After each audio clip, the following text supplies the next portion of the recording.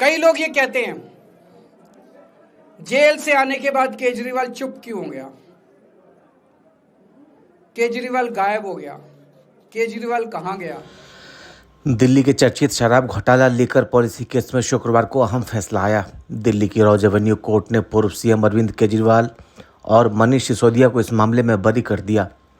Court ने साफ कहा कि केवल बिना ठोस और पर्याप्त सबूत के लगाए गए आरोपों पर विश्वास नहीं किया जा सकता। मैंने जिंदगी में केवल ईमानदारी कमाई है। मेरे को जब कोई बेईमान बोलता है मुझे फर्क पड़ता है। मेरे को जब जेल भेजा जाता है, मेरे परिवार के ऊपर ताने मारे जाते हैं, मेरे को फर्क पड़ता है। केजरीवाल को फर्क पड़ता है। इसलिए मैंने तय किया था कि जब सारे देश के सामने मैं निर्दोष साबित हो जाऊंगा तब तक मैं चुप रहूंगा। वहीं कोर्ट ने माना कि जांच एजेंसियों के सबूत कमजोर और अपर्याप्त पाए गए, इसलिए राहत दी गई। उधर सीबीआई इस फैसले से असंतुष्ट है और उन्होंने इसे हाईकोर्ट में चुनौती देने का इशारा किया। सीबीआई के वकील आदेश का विस्तृत अध्ययन कर अपील दायर करेंगे। देखिए, मैं ये कहना चाहती हूँ कि ये अभी लोअर कोर्ट का डिसीजन या उनकी सेइंग्स हो सकती है, और हम सब जानते हैं कि जब ये सारा मामला उठा था तो किस तरीके से सबूतों के साथ उन्होंने छेड़छाड़ करी। 150 मोबाइल जो है उन्होंने खत्म करने की कोशिश की, सारा उसका डाटा उड़ा दिया गया। अगर वो सही थे, आज जितने घड़ियाली आंसू वो दिखा रहे हैं, ईमानदारी की, कट्टर ईमानदारी की बातें कर रहे हैं, तो मैं उनसे कुछ प्रश्न पूछना चाहती हूँ।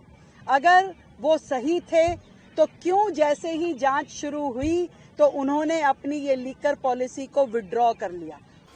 इस मामले में और गहराई से नजर डालते हैं कि कोर्ट ने फैसला सुनाते हुए क्या क्या कहा और पूरा फैसला क्या है। साथ ही केजरीवाल, सिसोदिया समेत इस मामले के सभी 23 आरोपी बरी कैसे हुए। दरअसल रॉज एवेन्यू कोर्ट ने दिल्ली के पूर्व मुख्यमंत्री और आम आदमी पार्टी के राष्ट्रीय संयोजक अरविंद केजरीवाल और उनके सहयोगी मनीष सिसोदिया को शराब घोटाले के आरोपों से क्लीन चिट देते हुए बरी कर दिया। कोर्ट ने साफ कर दिया कि केवल बिना ठोस और पर्याप्त सबूत के लगाए गए आरोपों पर विश्वास नहीं किया जा सकता। अदालत ने सबसे पहले आबकारी विभाग के पूर्व कमिश्नर कुलदीप सिंह को बरी किया। इसके बाद मनीष सिसोदिया और अंत में अरविंद केजरीवाल को भी बरी कर दिया।